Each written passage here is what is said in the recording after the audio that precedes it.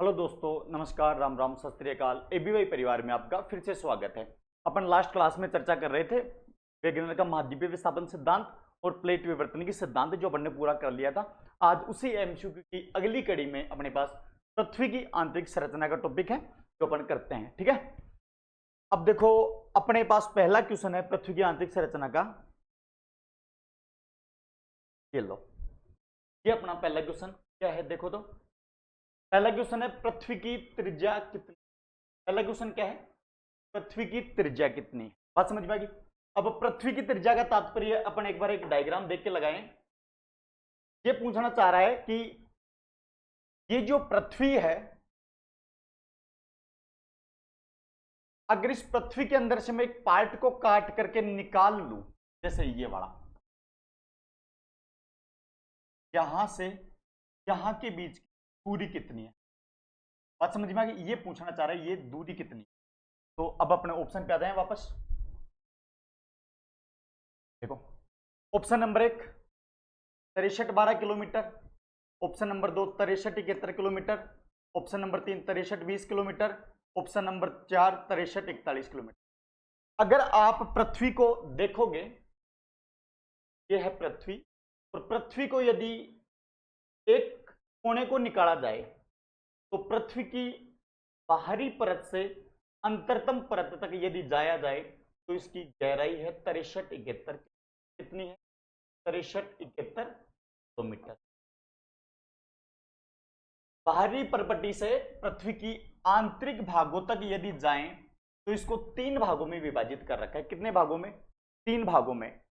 कुछ महोदय के अनुसार, जैसे स्वेस की बात करें तो अलग अलग भागों में बांटा, कुछ आधुनिक मतों की बात करें तो अलग अलग भागों में बांटा, होम्स के अनुसार अलग अलग भागों में, पर गहराई सबके लिए समान है। कितनी है? 63-71 किलोमीटर। बात समझ में आ गई। तो पहले क्वेश्चन का आंसर क्या है? पृथ्वी की त्रिज्या कितनी है? पृथ्वी की त्रिज्या 63-71 किलोमीटर। बात समझ में आ गई। आगे अगले क्वेश्चन पे चले। अगला क्वेश्चन, पृथ्वी की आंतरिक संरचना की जानकारी देने वाले प्रत्यक्ष स्रोत कौन? क्वेश्चन क्या है? प्रत्यक्ष स्रोत कौन से हैं? पृथ्वी की आंतरिक संरचना की जानकारी देने वाले स्रोत। तो अब जैसे इसने पूछा प्रत्यक्ष स्रोत, तो अपन चर्चा कर सकते हैं कि पृथ्वी की जानकारी देने के स्रोत कौन कौन से हैं। अपन देखें कि पृथ्वी की जानकारी निम्न माध्यमों से मिल सकती है। जैसे अपन नंबर 1 पे बात करें, पृथ्वी की उत्पत्ति के सिद्धांत। यदि जो पृथ्वी की उत्पत्ति के सिद्धांत दिए हुए हैं उनकी अपन चर्चा करें तो अपने को पता चल सकता है कि पृथ्वी किन मटेरियल से, किन धातुओं से, किन तत्वों से मिलकर के बनी है। पहली बात। नंबर 2 पे बात करें, उल्का पिंडों का अध्ययन। नंबर 2 पे बात करें, उल्का पिंडों को अध्ययन भी यदि अपन करें तो भी उनसे पता चल सकता है। हालांकि उल्का पिंडों को एनसीईआरटी अप्रत्यक्ष रूप से बताती है, पर उल्का पिंडों के अध्ययन से भी इनका पता चलाया जा सकता है। नंबर 3, प्रत्यक्ष स्रोत। प्रत्यक्ष स्रोत का तात्पर्य है वो स्रोत जिनको अपन अपनी बाई आंखों से देख सकते हैं, वो क्या है? प्रत्यक्ष स्रोत। अगला और चौथा बात करें, अप्रत्यक्ष स्रोत। जिन्हें अपन देख नहीं सकते, केवल महसूस कर सकते हैं, उन्हें क्या कहते हैं? अप्रत्यक्ष स्रोत। तो कितने माध्यमों से पता लगाया जा सकता है सर? 4 माध्यमों से। कौन से? पृथ्वी की उत्पत्ति के सिद्धांत। पहला माध्यम कौन सा है जिससे अपना पता लगाया जा सकता है पृथ्वी की आंतरिक संरचना का? उत्पत्ति के सिद्धांत। दूसरा माध्यम अपन देख सकते हैं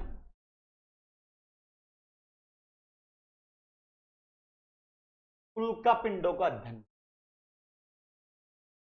उल्का पिंडों का,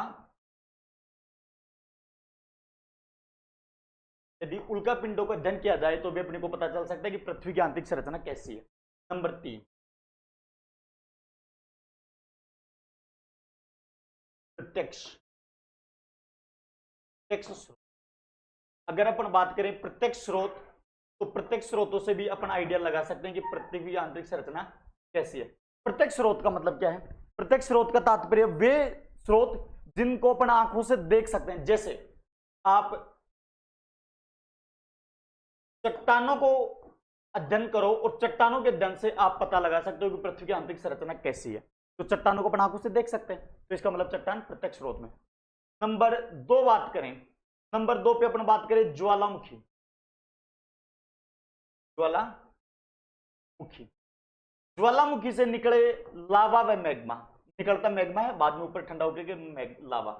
तो इसका मतलब लावा का अध्ययन किया जाए तो भी अपन पता चला सकते हैं कि पृथ्वी की आंतरिक संरचना कैसी है। ज्वालामुखी चट्टान होगी, ज्वालामुखी होगी और लावा हो गया। इसके बाद में आप खनन, यदि आप खनन करो और खनन करने से जो पदार्थ मटेरियल निकले तो अपन पता लगा सकते हैं कि पृथ्वी की आंतरिक संरचना कैसी है। खनन के बाद प्रवेदन, प्रवेदन का मतलब गड्ढा खोदना, खड्डा, यदि खड्डा खोदा जाए, बहुत गहरा प्रवेदन किया जाए तो भी अपन पता लगा सकते हैं कि पृथ्वी की आंतरिक संरचना कैसी है। ये कौन से थे? ये थे सर प्रत्यक्ष। अब बात करें अप्रत्यक्ष की। अप्रत्यक्ष, अप्रत्यक्ष स्रोत में क्या क्या आ सकते हैं? अप्रत्यक्ष स्रोत में वे स्रोत आते हैं जिनको अपन आंखों से देख नहीं सकते, केवल महसूस कर सकते हैं। जैसे तापमान, या मैं एक ही शब्द लिखूं ताप, तो ताप को अपन देख नहीं सकते, ताप को अपन महसूस कर सकते हैं। इसका मतलब ताप किसमें? अप्रत्यक्ष स्रोत में। अपन ताप को देख ले पृथ्वी की आंतरिक संरचना के को, तो अपन पता लगा सकते हैं कि पृथ्वी की आंतरिक संरचना कैसी है। दूसरी बात दाब, अपन दाब का अध्ययन करके भी पता लगा सकते हैं कि पृथ्वी की आंतरिक संरचना कैसी है। ताप, दाब। उसके बाद में अपन घनत्व, घनत्व का अध्ययन करके भी अपन पता लगा सकते हैं कि पृथ्वी की आंतरिक संरचना कैसी है। ताप, दाब, घनत्व। उसके बाद में भूकंप, भूकंप को देख नहीं सकते, भूकंप को महसूस कर सकते हैं, इसके लिए ये आता है अप्रत्यक्ष स्रोत में। तो क्वेश्चन पढ़ लो क्या था? पृथ्वी की आंतरिक संरचना की जानकारी देने वाले प्रत्यक्ष स्रोत, मतलब जिनको अपन आंखों से देख सकते हैं, वो किसमें शामिल है? प्रत्यक्ष स्रोत में। नंबर 1 ज्वालामुखी, बात सही है। ज्वालामुखी कैसे? ज्वालामुखी के अंदर निकला हुआ मैग्मा और लावे के अध्ययन से अगर पता करें तो अपन पृथ्वी की आंतरिक संरचना के बारे में जानकारी लगा सकते हैं प्रत्यक्ष स्रोत में। नंबर 2 चट्टाने, चट्टाने किस प्रकार की पाई जाती है, कैसी पाई जाती है, उनका भी अध्ययन करके अपन पता लगा सकते हैं, ये भी सही है। महासागरीय प्रवेदन, यदि प्रवेदन मतलब गड्ढा खोद करके अपन देखें बहुत गहरा, यदि धरातल में जाएं तो पता लगाया जा सकता है। इसका मतलब 3 ऑप्शन राइट है। उत्तर नंबर उपरोक्त, उत्तर नंबर डी उपरोक्त सभी। ठीक है, आगे चलें। अगला क्वेश्चन, क्वेश्चन नंबर 3, पृथ्वी की आंतरिक संरचना के आधुनिक वर्गीकरण में शामिल कौन सा निम्न में से है? ठीक है, तो पृथ्वी की जो आधुनिक संरचना का मत है वो क्या है? एक चित्र से ही दिखा दूं आपको।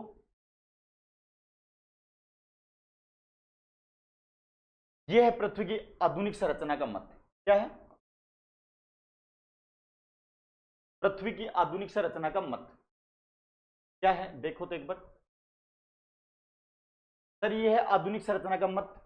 कितने भागों में बांट रखा है? सर इनको 3 भागों में बांट रखा है। कैसे कैसे? ऊपरी भाग क्रस्ट, ऊपरी भाग क्रस्ट, मध्यम भाग क्रस्ट और मेंटल, निचला भाग क्रोड। क्रस्ट, मेंटल, क्रोड कितने भागों में बांट रखा है? 3 भागों में, 1 2 और देख लो क्रस्ट, मेंटल और कोड। तो क्वेश्चन क्या था? क्वेश्चन था अपना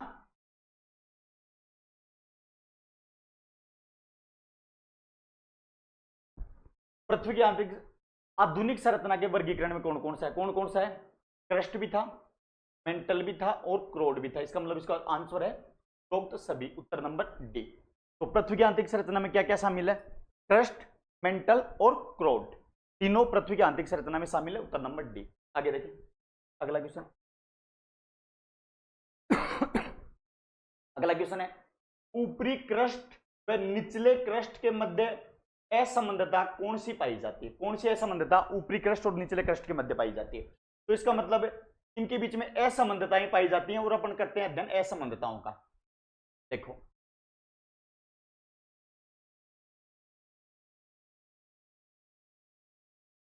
ये है अपने पृथ्वी की आंतरिक संरचना का आधुनिक मत। क्या है?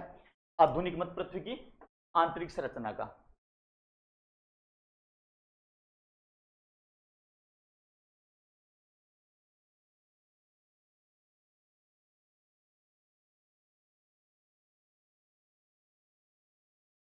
है ना? देखो अब इसमें क्या कर रहे हैं, पृथ्वी को कितने भागों में बांटा इन्होंने? सर 3 भागों में। कितने भागों में? 3 भागों में। कौन कौन सा? सर पहले नंबर पे क्रस्ट, दूसरे नंबर पे मेंटल और तीसरे नंबर पे कोर। ये है क्रस्ट। क्या है? पहले नंबर पे क्रस्ट, नंबर 2 पे मेंटल, नंबर 2 पे मेंटल और नंबर 3 पे क्रोड, नंबर 3 पे क्रोड। अब सुनो, पृथ्वी की आंतरिक संरचना को कितने भागों में बांटा? 3 भागों में। Number 1 crust, number 2 mantle, number 3 क्रोड।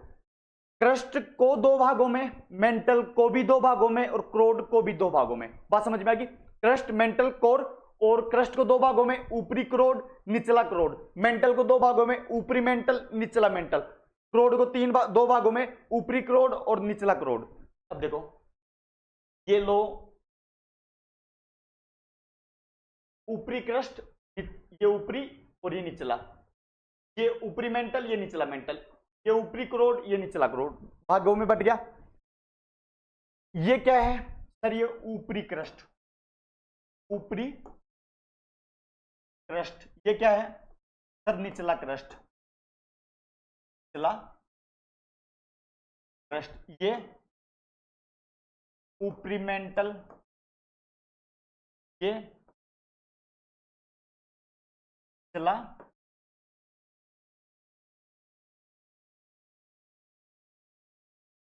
Mental,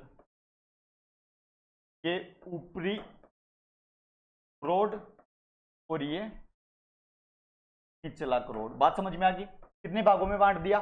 3 थे, तीनों को 2-2 भागों में बांटा। उपला निचला, उपला निचला, उपला निचला। क्रोड, क्रस्ट, ऊपर मेंटल और क्रोड। अब देखो, ऊपरी क्रस्ट और निचले क्रस्ट के मध्य एक असमानता पाई जाती है। क्या पाई जाती है? असमानता। ये ऊपरी क्रस्ट और ये निचला क्रस्ट, इसको बोलते हैं कोनाड। क्या बोलते हैं? कोनाड असमानता। क्या बोलते हैं? कोनाड असमानता। अब ऊपरी क्रस्ट हो गया, निचला क्रस्ट हो गया। अब क्या आ गया सर? ऊपरी मेंटल। पर आप देखो, ऊपरी मेंटल से जस्ट ऊपर निचला क्रस्ट भी तो है। ये लो निचला क्रस्ट और ऊपरी मेंटल, इसको बांटते हैं अपन मोहे असमानता। क्या बोलते हैं? मोहे असमानता। क्या बोलते हैं? मोहे असमानता। ऊपरी क्रस्ट हो गया, निचला क्रस्ट हो गया, ऊपरी मेंटल हो गया। अब क्या आएगा? ऊपरी मेंटल और निचला मेंटल। ये लो, ये ऊपरी मेंटल और ये निचला मेंटल। ये क्या है? कोनाड हो गया, कोनाड मोहे। अब है रेप्टी, रेप्टी असमानता। बात समझ में आ गई? ऊपरी क्रस्ट, निचला क्रस्ट, ऊपरी मेंटल, निचला मेंटल। अब क्या आएगा? निचला मेंटल और ऊपरी क्रोड। इसको बोलते हैं गुटेनबर्ग। क्या बोलते हैं? गुटेनबर्ग असमानता। क्या बोलते हैं? गुटेनबर्ग असमानता। अब क्या बच गया? ऊपरी क्रोड, सॉरी ऊपरी क्रोड और निचला क्रोड, इनके बीच में देहमान असमानता। क्या बोलते हैं? देहमान असमानता। कितनी असमानताएं होगी सर? 5। कोनाड, मोहे, रेप्टी, गुटेनबर्ग और लेहमान। बात समझ में आ गई? क्रम से बताओ। कोनाड, मोहे, रेप्टी, गुटेनबर्ग और लेहमान। यदि उल्टा क्रम पूछ ले तो भी बताना है, पर ऊपर से कोनाड, मोहे, रेप्टी, गुटेनबर्ग और लेहमान। बात समझ में आ गई? तो क्वेश्चन क्या था? क्वेश्चन पे आ जाओ।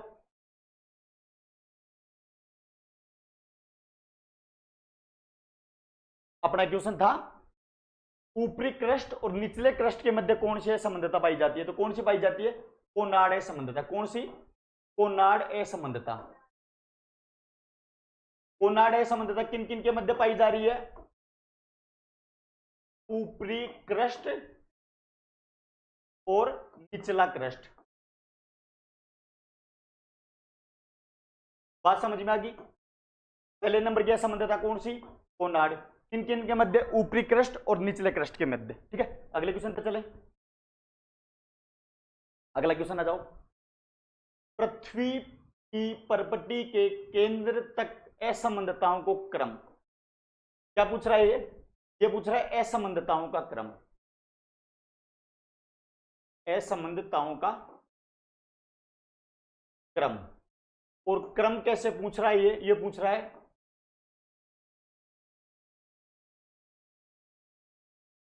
परपट्टी से लेकर के अंतरतम भाग तक,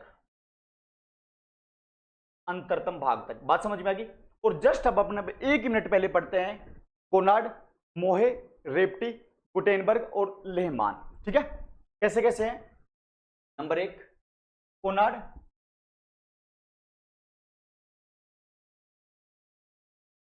मोहे, रेप्टी, गुटेनबर्ग और लेहमान। बात समझ में आ गई। क्रम क्या है? कोनार्ड, मोहे, रेप्टी और गुटेनबर्ग, लेहमान। ये भूपरपट्टी से लेके अंतरतम भाग तक है। और क्वेश्चन क्या है? पृथ्वी की परपट्टी से केंद्र तक। तो नंबर 1 कोनार्ड, कोनार्ड सबसे पहले कहाँ है? नंबर 4 पे है कोनार्ड। तो मतलब सबसे पहले आना चाहिए 4, तो 4 2 में है, तो ये कट गया, ये वाला कट गया, तो 4 इसमें भी है और 4 इसमें भी। कोनार्ड के बाद में कौन सा आना चाहिए? मोहे। तो मोहे देखो नंबर 1 पे है, मोहे नंबर 1 पे है। तो उसके बाद आना चाहिए मोहे, तो इसमें भी है, इसमें भी है। उसके बाद आना चाहिए रेप्टी, उसके बाद आना चाहिए रेप्टी, रेप्टी 2 नंबर पे है, तो 2 नंबर इसमें भी है और 2 नंबर इसमें भी। अब आना चाहिए क्या? अब आना चाहिए गुटेनबर्ग। गुटेनबर्ग देखो कौन से नंबर पे? 5वें नंबर पे। तो 5वां नंबर ये रहा, इसका मतलब ये वाला 3 गलत है, इसका मतलब ये भी कट गया, उत्तर नंबर। बात समझ में आ गई। क्या है क्रम? देख लो एक बार। कोनार्ड, मोहे, रेप्टी, गुटेनबर्ग और लेहमान, ऊपर से अंदर तक। ठीक है, अगले क्वेश्चन पे चले। अगला क्वेश्चन देखो क्या है। अगला क्वेश्चन है निम्न गति का मंडल किसे कहते हैं? क्या कह रहा है? निम्न गति का मंडल किसे? अब निम्न गति का मंडल किसे कहते हैं आप देखो।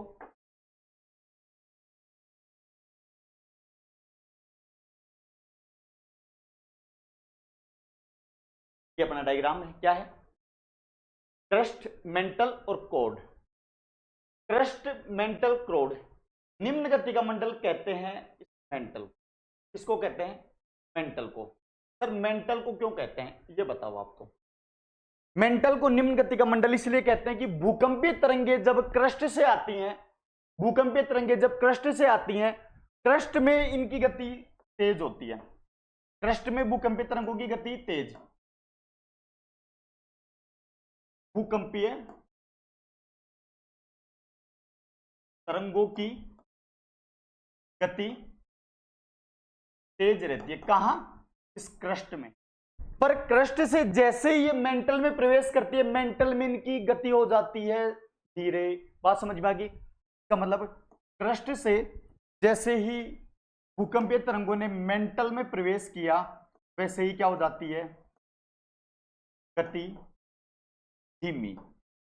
और गति धीमी होने के कारण तो कहते हैं इसको निम्न गति का मंडल। क्या कहते हैं? निम्न गति का मंडल। बात समझ में आ गई। पर अच्छी बात यह है कि इसको निम्न गति का मंडल क्यों कहते हैं? भूकंपीय तरंगों की गति धीरे हुई इसलिए इसको निम्न गति का मंडल कहते हैं। पर उससे अच्छा क्वेश्चन तो यह कि गति धीरे हुई क्यों? इसका गति धीरे होने का कारण यह है, जब क्रस्ट था ऊपर, क्रस्ट पाया जाता है ठोस। क्रस्ट कैसा पाया जाता है? ठोस। जब क्रस्ट ठोस पाया जाता है उसके बाद आता है मेंटल। मेंटल का भी कौन सा भाग? मेंटल को 2 भागों में बांटा अपन ने, ऊपरी मेंटल और निचला मेंटल। मेंटल का ऊपरी भाग जिसे अपन ऊपरी मेंटल नाम से जाना जाता है, वो सेमी लिक्विड अवस्था में पाया जाता है, या क्या बोलने इसे? अर्धगलित अवस्था में। किस अवस्था में? अर्धगलित अवस्था में। ऊपरी मेंटल किस अवस्था में पाया जाता है? ये वाला भाग किस अवस्था में? अर्धगलित अवस्था में। अर्धगलित, ये इसको बोलते हैं सेमी लिक्विड, सेमी लिक्विड अवस्था में, अर्धगलित अवस्था में। मैं कहूं प्लास्टिक रूप से। कैसा? प्लास्टिक रूप से। प्लास्टिक रूप से पाए जाने के कारण भूकंपीय तरंगों की गति हो जाती है धीरे। तो बात समझ में आ गई। जब भूकंपीय तरंगों की गति हुई इसलिए तो इसको कहते हैं निम्न गति का मंडल। पर गति धीरे हुई क्यों? सेमी लिक्विड अवस्था में पाए जाने के कारण। बात समझ में आ गई। चलिए अगले क्वेश्चन पे। क्वेश्चन क्या था देख लो।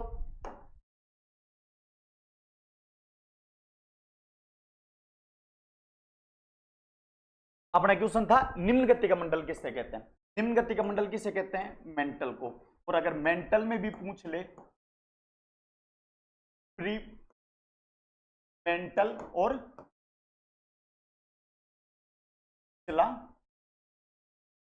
मेंटल, इनमें से भी किसको कहते हैं? ऊपरी मेंटल को। क्यों कहते हैं? क्यों कहते हैं? क्योंकि भूकंपीय गतियों, क्योंकि भूकंपीय तरंगों की गति धीमी हो जाती है। भूकंपीय तरंगों की गति क्या हो जाती है? धीमी हो जाती है। और धीमी क्यों हो जाती है? अर्धगलित अवस्था के कारण। अर्धगलित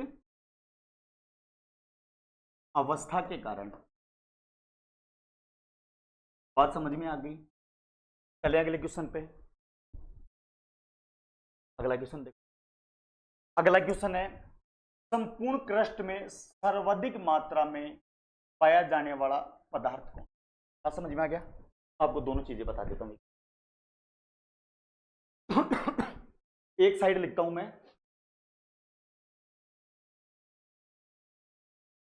संपूर्ण क्रस्ट, और एक साइड लिखता हूं मैं, ये तो संपूर्ण क्रस्ट है, और एक लिखता हूं मैं केवल परपट्टी। बात समझ में? अगर मैं बात करूं संपूर्ण क्रस्ट की, संपूर्ण क्रस्ट में नंबर 1 पर पाया जाता है, नंबर 1 पर क्या पाया जाता है सर? 1 पर पाया जाता है लो। नंबर 2 पर पाया जाता है, क्या पाया जाता है? नंबर पर पाया जाता है, क्या पाया जाता है? और नंबर 4 पर पाया जाता है मैग्नीशियम। बात समझ में आ गई? अगर बात करें परपट्टी की, मैग्नीशियम नहीं,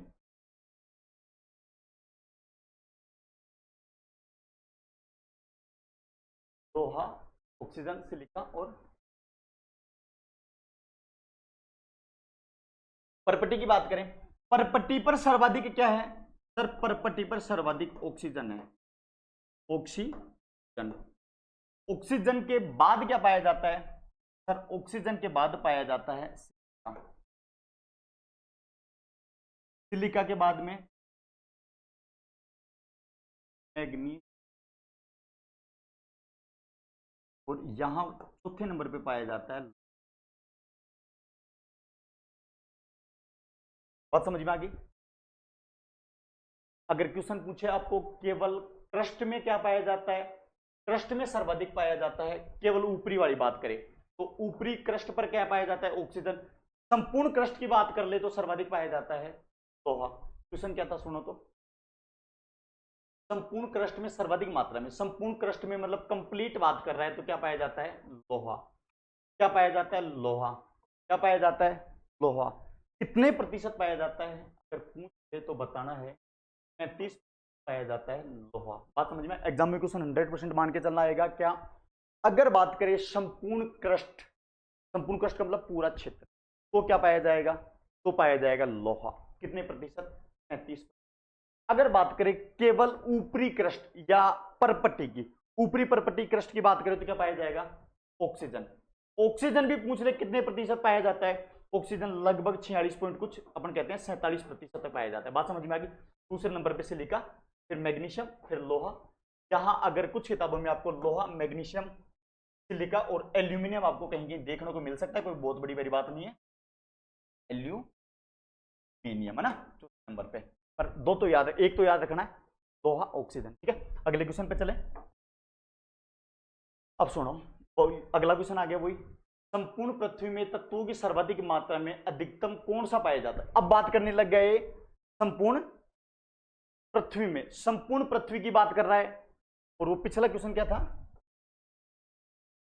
अच्छा ये केवल सॉरी, ये क्रस्ट की बात कर रहा था ना। क्रस्ट की बात करें तो क्या पाया जाएगा? ऑक्सीजन। हालांकि संपूर्ण नहीं लिखना चाहिए, क्या लिखना चाहिए था? क्रस्ट। बात समझ में आ गई? क्रस्ट में सर्वाधिक क्या पाया जाता है? तो क्रस्ट में सर्वाधिक पाया जाता है ऑक्सीजन। सर्वाधिक क्या पाया जाता है? ऑक्सीजन। कितने प्रतिशत? 47%। अगर यही बात करें, संपूर्ण गलती लिखा हुआ था ना, संपूर्ण नहीं, तो अगर कंप्लीट बात करें तो कंप्लीट में क्या पाया जाता है? लोहा। ठीक है, चलिए अगले क्वेश्चन पे। ये क्वेश्चन है संपूर्ण पृथ्वी में, अब पृथ्वी का मतलब ये बात करें संपूर्ण इस वाले भाग की, कंप्लीट, और कंप्लीट में क्या पाया जाता है सर? कंप्लीट में पाया जाता है लोहा। कितने प्रतिशत? 35%। बात समझ में आ गई? केवल परपटी की बात कर ले तो ऑक्सीजन, ऑक्सीजन किसका उत्तर है? केवल परपटी का। और कंप्लीट की बात कर ले तो लोहा। परपटी पर ऑक्सीजन कितने प्रतिशत मात्रा में है? 47% मात्रा में। बात समझ में आ गई? आगे चलो अगले क्वेश्चन पे। दोनों क्वेश्चन समझ में आ गए होंगे। क्या थे दोनों क्वेश्चन? थे पहला क्वेश्चन, अगर केवल वो पूछे पृथ्वी की बाहरी परत, इसको अपन कहते हैं परपट्टी, केवल ये परपट्टी की बात करेगी, परपट्टी में सर्वाधिक क्या है? तो परपट्टी में सर्वाधिक है ऑक्सीजन। क्या है? ऑक्सीजन। कितने प्रतिशत? 47%, 46 पॉइंट कुछ, मतलब 47%। दूसरे नंबर पर सिलिका, सिलिका कितने प्रतिशत? 27%। तीसरे नंबर पर सिलिका के बाद में एल्यूमिनियम, एल्यूमिनियम कितने प्रतिशत? एल्यूमिनियम लगभग कुछ प्रतिशत है, उससे कम। पर नंबर 4 पे है लोहा। अगर बात करें संपूर्ण पृथ्वी की, संपूर्ण पृथ्वी की कितने प्रतिशत भाग पर लोहा पाया जा रहा है? 35%, और पहले नंबर पर है। बात समझ में आ गई? आगे चलो अगला क्वेश्चन। स्वेस के अनुसार पृथ्वी की आंतरिक संरचना में शामिल नहीं है। पहली बात तो स्वेस ने वर्गीकरण जो किया है वो देखो एक बार। स्वेस ने इस पृथ्वी को 3 परतों में विभाजित किया और बाहर उसने अवसादी परत क्या मानी? नंबर 1 सियाल, नंबर 2 सीमा, नंबर 3 क्या मानी? सियाल, सीमा, नीफ। अब इसको चित्र में देख लो आप।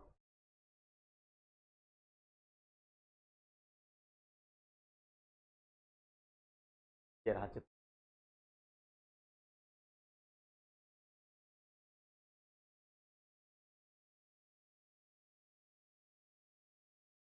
देखो यह है किसके अनुसार? स्वेस के अनुसार। किसके अनुसार? स्वेस महोदय के अनुसार। स्वेस के अनुसार स्वेस के अनुसार पृथ्वी को कितने भागों में बांटा गया सर? 3 लेयरों में बांटा गया है, और तीसरी लेयर के ऊपर इन्होंने बताई परपट्टी। बात समझ में आ गई? देखो नंबर 1 सियाल, नंबर 2 सीमा, नंबर 3 निफे। तीनों के ऊपर इन्होंने बताई एक परपट्टी। बात समझ में आ गई? इस परपट्टी को इन्होंने अवसादी की बताई। क्या बताई? अवसादी की परपट्टी है ना, अवसादी चट्टानों की। इसका मतलब स्पेस के अनुसार क्या है? स्पेस के अनुसार क्योल नंबर 1, नंबर 2 और नंबर 3 निफे। बात समझ में आ गई? स्पेस के अनुसार क्या है? 3 सियाल, सीमा, निफे। सियाल में इन्होंने बताया सिलिका प्लस एल्यूमिनियम। सीमा में बताया सिलिका प्लस मैग्नीशियम। निफे में बताया निकल व फेरस। बात समझ में आ गई? क्या स्पेस के अनुसार संपूर्ण पृथ्वी को कितने भागों में बांटा गया है? 3। कौन कौन सी? सियाल, सीमा, निफे। 5 बजे वालों लगा देना,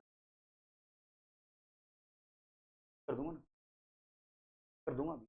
5 वाला लगा दो। सियाल, सीमा और निफे 5.5 लगा पड़ेगा।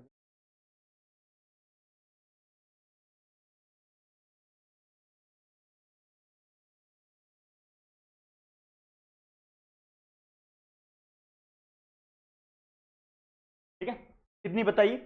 3। सियाल, सीमा, निफे। सियाल ऊपरी परत, उसके बाद में सियाल के बाद में सीमा मध्यम परत, निफे निचली परत। कितने भागों में? 3। सियाल में सिलिका प्लस एल्यूमिनियम। नंबर 2 सियाल के बाद में सीमा, सीमा में silica plus magnesium. Number 3 निफे nickel plus ferrous. ठीक है, ये तीनों भाग बांटे किन्होंने? स्वेस ने। तो क्या था क्वेश्चन? स्वेस के अनुसार पृथ्वी की आंतरिक संरचना में शामिल नहीं है। सियाल थी, बिल्कुल थी। सीमा थी, निफे थी, क्या थी? इसका मतलब ये पूछा कौन सी नहीं है? मेंटल नहीं है, मेंटल क्यों नहीं है? क्योंकि मेंटल सर आधुनिक मत में है, आधुनिक मत में है। बात समझ में आ गई? आधुनिक मत में कितने पार्ट थे? 3। कौन कौन से? ट्रस्ट, मेंटल और क्रोड। ये कौन से हैं? आधुनिक मत। इसका मतलब मेंटल किसका था? आधुनिक का। इसका उत्तर सही क्या है? मेंटल। बात समझ में आ गई? अगले क्वेश्चन पे, अगला क्वेश्चन देखो, पृथ्वी का औसतन घनत्व कितना है? पृथ्वी का औसतन घनत्व कितना है? अगर अपन इसको देखें, पृथ्वी के 3 भागों में बांटे, क्रस्ट, मेंटल और कोर। अगर बात करें क्रस्ट की, तो क्रस्ट का घनत्व पाया जाता है 2.6 से 3 तक ग्राम तक। कितना? 2.6 से 3 तक। बात करें मध्यम भाग की, मध्यम भाग 3 से 5 तक पाया जाता है। अगर बात करें मेंटल के बाद में कोर की, कोर पाया जाता है 5 से तो स्टार्ट है, और मैक्सिमम अगर बात करें, हालांकि जर्नली पाया जाता है 11 तक, पर इसका 13.6 तक भी देखने को मिला है। बात समझ में आ गई?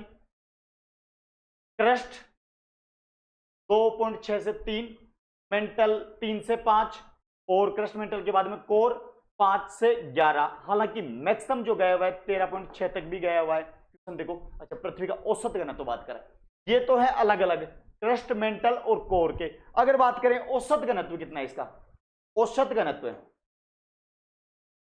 औसत घनत्व की बात करें तो इसका औसत घनत्व है 5.17। कितना है? 5.17 ग्राम। कितना? 5.17 ग्राम।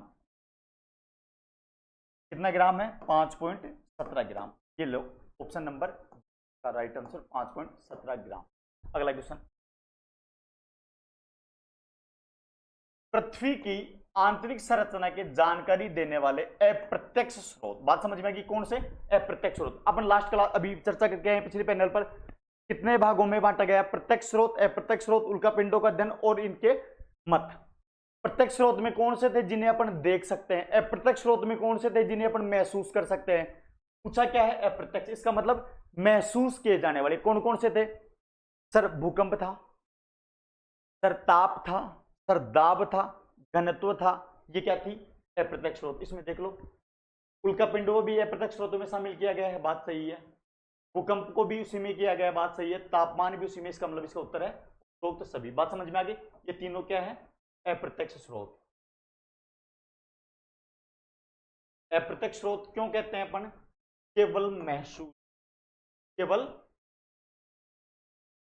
महसूस किया जा सकता है। देखा जा सकता है क्या? सर देखा नहीं जा सकता, देखा नहीं जा सकता, केवल महसूस किया जा सकता है। इनमें से किसी को देख सकते हो क्या आप? नहीं, इसका मतलब महसूस किया जा सकता है। आगे देखो, हालांकि कोई बहुत बड़ा इश्यू नहीं अगर उल्का पिंड को ये प्रत्यक्ष स्रोतों में कह दे तो भी, क्योंकि एनसीईआरटी इसको कहती है प्रत्यक्ष स्रोत, जबकि उल्का पिंडों का अध्ययन अपन कर सकते हैं।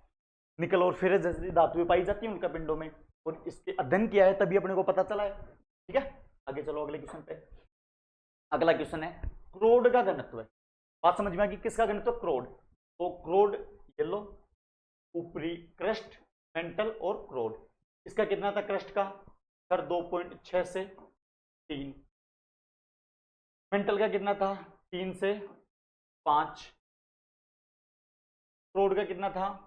5 से, हालांकि 11 तक था, पर 13.6 तक इसका अध्ययन किया गया है। तो अपने को एवरेज अगर बात करें तो 11 आता है। कितना है? 11। बात समझ में आ गई? क्या है? पृथ्वी क्रोड का घनत्व है, क्रोड का घनत्व है 11। ये औसतन, औसतन क्रोड का घनत्व कितना है?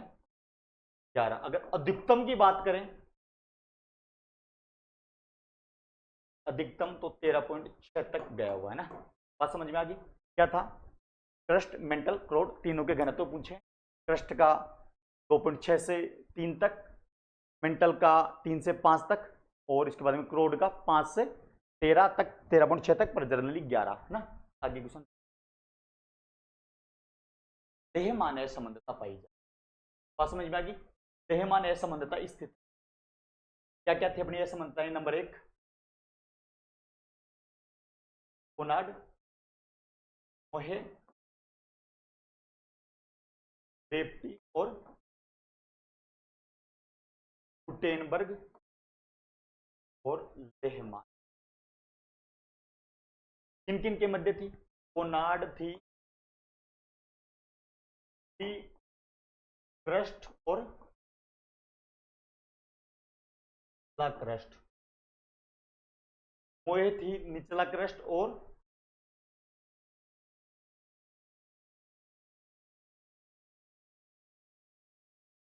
ऊपरी मेंटल। ठीक है, उसके बाद में आएगा निचला मेंटल, निचला मेंटल। उसके बाद में मेंटल के बाद में क्या आएगा? ऊपरी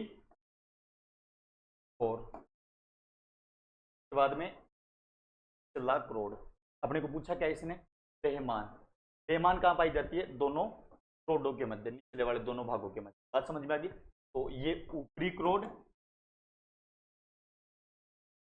और ये निचला क्रोड कहां पाई जा रही है? दोनों भागों के मध्य, मतलब क्रोड के मध्य। क्रोड देख लो, ऊपरी क्रस्ट निचला क्रस्ट नहीं, मेंटल क्रोड बाहरी व आंतरिक क्रोड के मध्य। बात समझ में आ गई? बाहरी व आंतरिक क्रोड, ये बाहरी क्रोड, ये आंतरिक क्रोड, दोनों के मध्य पाई जाती है नंबर सी। बात समझ में आ गई? अगला क्वेश्चन, अगला क्वेश्चन क्या है? पी तरंगों की विशेषता बताएं। क्या दिख रहा है ये? पी तरंगों की विशेषता। मैं 2-5 पी तरंगों की विशेषता बताता हूं। देखो, पी तरंगे गति में सर्वाधिक, पी तरंगे गति में सर्वाधिक। ठीक है, पी तरंगे ठोस, तरल, गैस तीनों माध्यमों में। हानिकारक सबसे कम, पी तरंगे हानिकारक सबसे कम। पी तरंगे कैसे चलती हैं? पी तरंगे ध्वनि के समान चलती। कैसे चलती हैं? ध्वनि के समान चलती हैं। ध्वनि के समान चलने का मतलब उभार गर्त नहीं लेती है, संकुचन और फैलाव करते हुए चलती है। क्या क्या चलती है? संकुचन और फैलाव करते हुए चलती है। अब देख लो क्या क्या है। हाँ, और इनको कायिक तरंगे कहते हैं। पहला, ठोस, गैस, द्रव्य तीनों माध्यमों में संचरण करती है। ठीक बात है, सबसे तीव्र गति से, बिल्कुल सही बात है। कायिक तरंगों में शामिल किया जाता है, सही है। तो सभी इसका आंसर है। देखो, कायिक तरंगों में किन किन को कहते हैं? पी को बोलते हैं कायिक तरंगे, और उन दोनों को, एल को बोलते हैं body waves, O D Y, body waves. ठीक है, पृष्ठीय तरंगे क्या बोलते हैं? पृष्ठीय तरंगे कौन सी हैं? एल, मतलब एल तरंगे, जिन्हें अपन कहते हैं धरातलीय तरंगे। बात समझ में आ गई? क्या था? पी तरंगों की विशेषता, पी तरंगों की विशेषता ठोस, तरल, गैस तीनों माध्यमों में चलती है। उसके बाद में गति सर्वाधिक होती है। गति सर्वाधिक की बात करें तो इसको क्या बोलते हैं? बॉडी वेव्स, कायिक तरंगे। कायिक तरंगे, बॉडी वेव्स नहीं, कायिक तरंगे ना। आगे चलो, उपरोक्त सभी इसका आंसर है। अगला क्वेश्चन, अच्छा, सर्वाधिक विनाशकारी कौन? अभी मैंने बताया पी तरंगे सबसे तेज चलती है लेकिन विनाश सबसे कम। पी के बाद में एस, पी से तो धीरे चलती हैं लेकिन एल से तेज चलती हैं, लेकिन विनाश एल की तुलना में कम। अगर बात कर रहे हैं सर्वाधिक विनाशकारी तो कौन सी है? सर एल तरंगे। कौन सी है? एल तरंगे। क्यों विनाशकारी है? पी और एस तरंगे पृथ्वी के आंतरिक भागों में चलती हैं। पी और एस तरंगे पृथ्वी के आंतरिक भागों में चलती है। पृथ्वी के बाहरी सतह पर जो चलती हैं वो चलती हैं एल तरंगे। क्या चलती हैं? एल तरंगे, जिनको अपन क्या कहते हैं? धरातलीय तरंगे। और धरातलीय तरंगे इनको इसीलिए कहते हैं कि ये धरातल पर चलती है। ये होती हैं सर्वाधिक विनाशकारी। सर्वाधिक विनाशकारी क्वेश्चन क्या था? सर्वाधिक विनाशकारी कौन सी? सर्वाधिक विनाशकारी है धरातलीय तरंगे, ऑप्शन नंबर। ठीक है, अगला क्वेश्चन देखो। अगला क्वेश्चन क्या है? कौन सी तरंग चट्टानों में गुजरने पर संकुचन व फैलाव करती है? अच्छा, अब दोनों देख लो एक बार आप, पी और एस, पी तरंगे और एस तरंगे दोनों देखना एक बार। पी तरंगे चलती हैं ध्वनि की दिशा में ऐसे, ठीक है। एस तरंगे चलती हैं ऊर्ध्वाधर ऐसे, प्रकाश तरंग की दिशा में। पी कैसे चलती है देखना, ऐसे। ये में लाइन सीधी जरूर दिख रही है पर आगे पीछे आगे पीछे आगे पीछे ना। और एस चलती हैं ऐसे। एस कैसे चलती हैं? पी चलती हैं। पी तरंगे तो चलती हैं संकुचन व फैलाव करते हुए, संकुचन व फैलाव। एस करती हैं उभार व गर्त, उभार व गर्त। बात समझ में आ गई। ये चलती हैं संचरण की दिशा में, संचरण की दिशा में ये चलती हैं संचरण के लंबवत, संचरण के लंबवत। बात समझ में आ गई। संचरण हो रहा है प्रकाश तरंगों का ऐसे, ये संचरणों के क्या होगी, लंबवत। बात समझ में आ गई। और ये जैसे संचरण हो रहा था उसी, ठीक है। अगला क्वेश्चन देखो, अगला क्वेश्चन अपन चले, क्या है, अच्छा, स्थल मंडल की गहराई मानी जाती है। क्वेश्चन क्या है, क्वेश्चन पूछ रहा है स्थल मंडल कितना गहरा है। तो इसका स्थल मंडल को एक बार देखो। अगर बात करें स्थल मंडल सामान्यतः 100 किलोमीटर गहरा माना जाता है। कितने किलोमीटर गहरा, 100 किलोमीटर को क्या माना जाता है, स्थल मंडल। क्वेश्चन ये ठीक है कि 100 किलोमीटर, बहुत अच्छा क्वेश्चन बताता हूं इसके बारे में। अगर बात करो स्थल मंडल की, स्थल मंडल दोनों भागों में पाया जाता है। किन किन में, सर, महाद्वीप और महासागरों में। महाद्वीप प्लस महासागरों, दोनों में पाया जाता है स्थल। औसत गहराई कितनी है स्थल मंडल की, सर 100 किलोमीटर। कितनी, 100 किलोमीटर। स्थल मंडल किन किन से मिलकर के बना है, सर स्थल मंडल बना है क्रस्ट और मेंटल से। किससे, क्रस्ट प्लस मेंटल से। बात समझ में आ गई। देखो अब आगे, अगर बात करें महाद्वीपीय भागों में, महाद्वीपीय भागों में, और दूसरी बात करें महासागरीय भागों में, मिलकर के किनसे बना है, क्रस्ट और मेंटल से। महाद्वीपीय भागों में क्रस्ट का प्रतिशत पाया जाता है 40। बात समझ में आ गई। महाद्वीपीय भागों में स्थल मंडल पर क्रस्ट कितने प्रतिशत भाग पर, 40। क्रस्ट के बाद में मेंटल कितने प्रतिशत भाग पर, सर 60। बात समझ में आ गई। अगर क्वेश्चन पूछ लिया जाए महाद्वीपीय भागों में मेंटल का योगदान कितने प्रतिशत है, सर महाद्वीपीय भागों में मेंटल का योगदान है 60%। बात समझ में आ गई। 60% किसका, महाद्वीपीय भागों में मेंटल का। अगर वो पूछ ले क्रस्ट का 40, 60 40, 60 मेंटल, क्रस्ट 40, मतलब ज्यादा कौन सी, मेंटल, कम कौन सी, क्रस्ट। ये तो बात है महाद्वीपीय भागों की। अगर ये बात करें महासागरीय भागों की, महासागरीय भागों में ये रेंज देखना, बात करें क्रस्ट की, महासागरीय भागों में क्रस्ट का योगदान है केवल 10%। बात समझ में आ गई। महासागरीय भागों में स्थल मंडल में क्रस्ट का योगदान है 10%। बात करें मेंटल का योगदान, मेंटल का योगदान है 90%। बात समझ में आ गई, ठीक है ना, कितना है, 90%। आगे चलो अगले क्वेश्चन पे। निफे परत पे किन तत्वों की अधिकता पाई जाती है। अपन ने अभी जस्ट देखा, ये मत किसका था, फेस का। फेस ने कितने भागों में बांटा, 3 भागों में। कौन सा, सियोल, सीमा और, सियोल किस किस की बनी हुई है, सिलिका प्लस एल्यूमिनियम। सीमा, सीमा किस किस की बनी हुई है,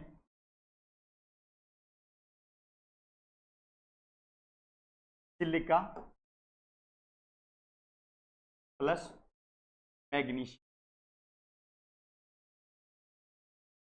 निफे किसका बना हुआ है, निकल प्लस फेरस। क्या है, निफे परत में प्रधानता पाई जाती है, निफे परत में निकल प्लस फेरस। बात समझ में आ गया, तो लोहा प्लस निकल, उत्तर नंबर। अगला क्वेश्चन देखो, अगला क्वेश्चन है, अच्छा, दुर्बल मंडल पाया जाता है। अभी जस्ट अपन पढ़ के आए मेंटल वाला, मेंटल को क्या कहते थे, दुर्बल मंडल। दुर्बल मंडल किसे कहते हैं? मेंटल को। मेंटल में भी बात करें तो ऊपरी मेंटल को, ठीक है। दुर्बल मंडल पाया जाता है मेंटल में, हालांकि इसने जी पूछ लिया तो उसमें भी बात करें तो ऊपरी मेंटल। आगे चलो अगले क्वेश्चन पे। अगला क्वेश्चन, भूकंपीय तरंगों को अभिलेखित करता है। सिस्मोलॉजी क्या है? सिस्मोलॉजी है भूकंप विज्ञान। क्या है? सिस्मोलॉजी क्या है? भूकंप विज्ञान। सिस्मोग्राफ क्या है? भूकंपों का ग्राफीय निरूपण। और रिएक्टर स्केल क्या है? जो भूकंपों का अभिलेखित करता है। कौन करता है? Richter scale. इसका मतलब उत्तर क्या है? Richter scale. अगला क्वेश्चन समाप्त होते हैं, ठीक है। धन्यवाद। अपने पृथ्वी की आंतरिक संरचना देखी। अगली क्लास अपन नेक्स्ट चर्चा करेंगे। धन्यवाद।